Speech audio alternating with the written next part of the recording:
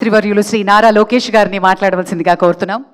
వేదికమైన ఉన్న పెద్దలందరికీ, అదేవిధంగా ఈ కార్యక్రమానికి విచ్చేసిన ప్రతినిధులందరికీ పేరు పేరున నా హృదయపూర్వక నమస్కారాలు.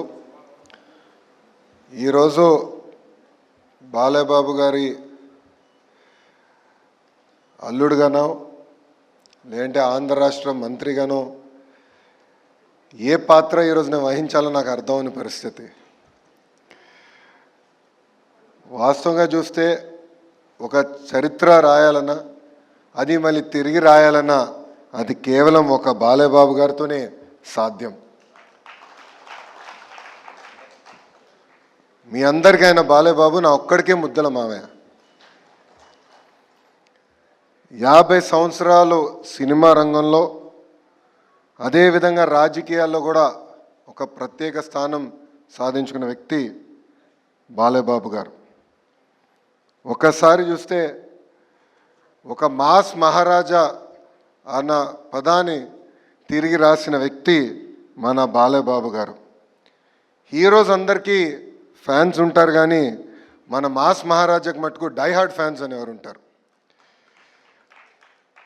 ఆయన ఒక్కసారి ఆయన చరిత్ర చూస్తే 1974లో తాతమ్మ కళ సినిమాలో ఆయన టాలీవుడ్కి వచ్చి ఇప్పుడు ఏకంగా అఖండ 2 వరకు కూడా ఒక ప్రత్యేక స్థానం ఆయన సాధించుకున్నారు.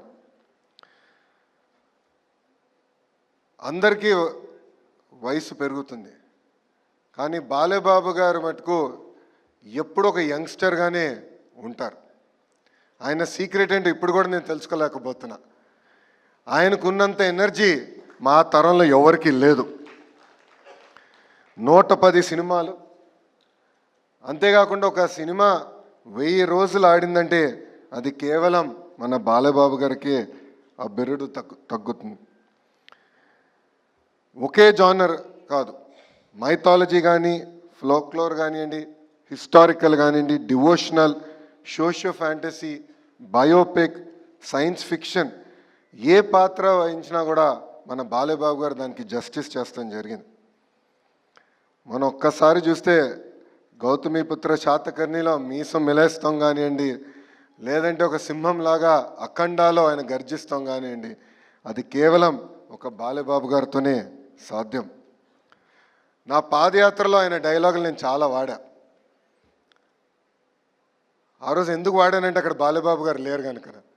కానీ ఈరోజు ఆయన ముందల ఆ డైలాగులు మళ్ళీ నేను వాడే పరిస్థితి ఉండదు. బాలయ్యబాబు గారు ఏంటంటే ఒక ప్రొడ్యూసర్ కానివ్వండి, ఒక డైరెక్టర్కి ఒక డ్రీమ్ యాక్టర్. ఆయన ఎప్పుడు ఇండస్ట్రీ గురించే ఆలోచించే వ్యక్తి. కోవిడ్ వచ్చినప్పుడు కూడా ఏకంగా సినిమా రంగమే ఒక సంక్షోభంలో ఉంటే ఆయన స్టార్ట్ చేసిన సినిమా ఎన్ని ఇబ్బందులున్నా పూర్తి చేస్తాం కూడా ఆనాడు జరిగింది. అంతేకాకుండా ఇప్పుడు ఓటీటీ ఈరా కూడా చూస్తున్నాం. నాకు బ్రహ్మిణి చెప్పింది, ఒక టాక్ షో చేయాలనుకుంటున్నారు. నేను అప్పుడు అనుకున్నా, ఇది సాధ్యమా? మాస్ మహారాజా ఒక టాక్ షో చేయగలుగుతారా? అది సాధ్యమా అని అనుకున్నా. కానీ మనందరం చూసాం, ఆ అన్స్టాపబుల్ టాక్ షో ఏకంగా ఆ ఓటీటీ ప్లాట్ఫామ్లో నంబర్ 1 స్థానం కూడా సాధిస్తాం జరిగింది. బాలయ్యబాబు గారు ఒక బోలా శంకరుడు. మనసులో ఏమున్నా ముఖమైన సూటిగా చెప్పే వ్యక్తి, ఎప్పుడేమీ దాచుకోరు. అందుకే సినిమా ఇండస్ట్రీ మొత్తం ఆయనతో నిలబడుతుంది. బాలయ్యబాబు గారు జర్నీ చూస్తే ఒక స్ట్రైట్ లైన్ కాదు, అప్స్ ఉన్నాయి, డౌన్స్ ఉన్నాయి.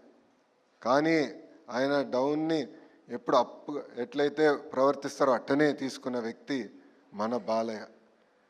50 సంవత్సరాలు చాలా కష్టపడ్డారు. కొన్ని సంవత్సరాలు అయితే ఏకంగా 5 సినిమాల్లో కూడా యాక్ట్ చేసిన వ్యక్తి మన బాలయ్య.